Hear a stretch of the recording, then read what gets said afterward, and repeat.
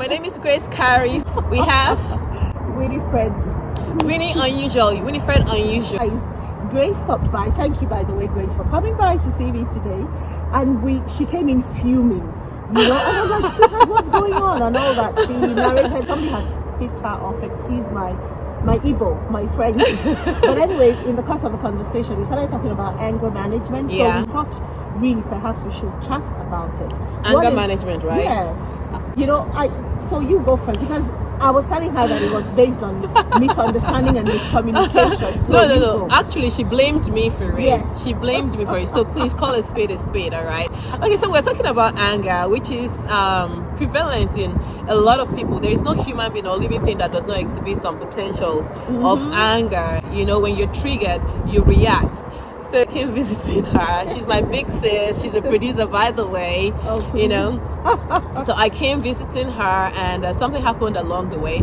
I think I should have been in better control of my emotion. I think I should have been in better control, not just snap. I tried, actually. I didn't just flare up. I didn't just get upset.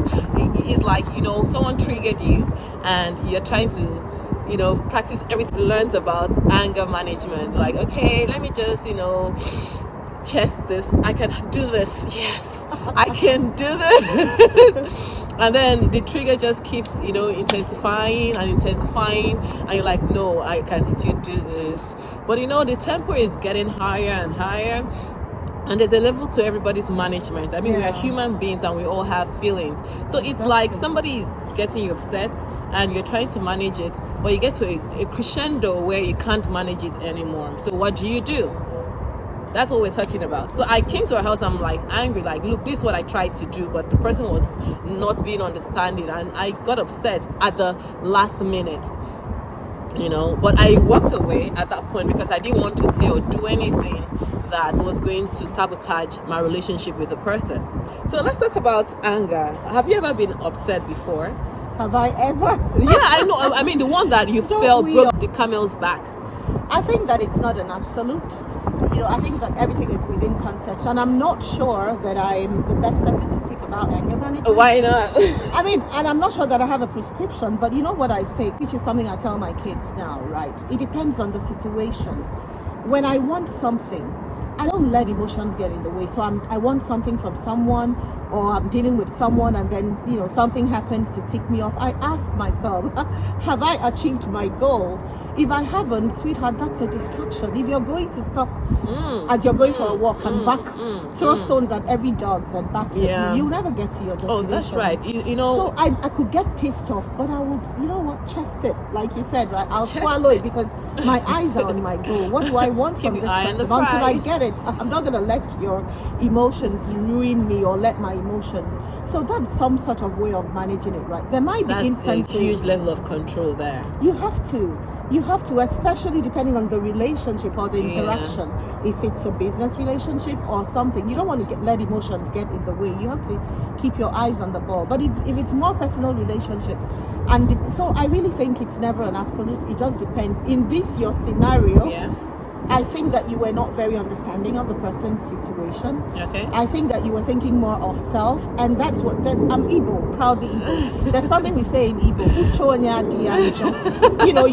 you always do right by yourself, because there's a little bit of selfishness in all of us. Okay. So girlfriend. Okay, I stand corrected actually, but for the sake of other people that are dealing with anger management, I want us to throw more light on it. It's not everybody that is as strong as you are, where you can have control over yourself, because there's always the trigger. And when you have the trigger, for you say, okay, put the goal at sight. Okay, this is what I intend to achieve. So there's nothing that is going to distract me from achieving my goal. So that's one way of. Sounds hard and mean, right?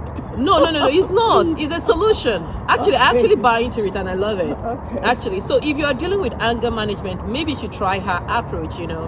Put a goal at sight. You have anger problems. So if something triggers you, just keep telling yourself in your mind, okay, what do I intend to get out of this?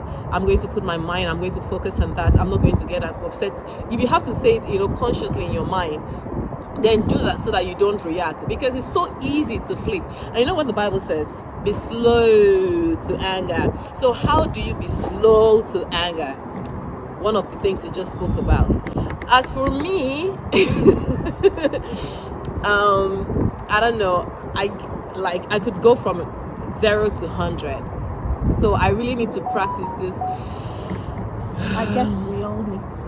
I need to. We all need to. I'm not going to get upset. What is my goal? What is my goal? But that is hard. Guys, nice chatting to you. You know what? I enjoyed this, Grace. Maybe next time we'll find another topic. Okay. And really dig deeper for the sake of all your friends and all the friends of Winifred Unusual. What do you think? Cool. Come up with something nice. Yeah. See you guys soon. All right, cool. So you owe me fish. Let's go. All right, guys. Thank you so much for, check us out on our Instagram page, Winifred Unusual. Grace-Charis, and also check us out on YouTube, GCB TV. And check out all our social media pages on this post. Thank you so much. One love.